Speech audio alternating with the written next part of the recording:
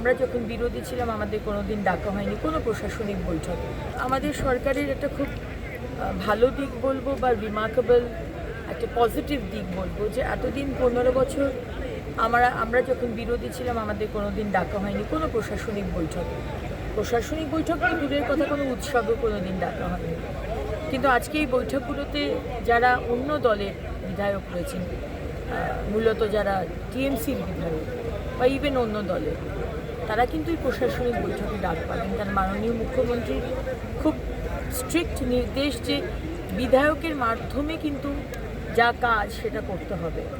এবং আজকে আমার দপ্তর থেকে যে মনসুনের যে কাজ আমরা যেটা গিয়ার আপ করছি যাতে আগামী দিন অসুবিধা না হয় মানুষের, আজকে দেখতে পাচ্ছেন জায়গায় জায়গায় কাউন্সিলর নেই, তারা পদত্যাগ করছে, চেয়ারম্যান চলে গেছে।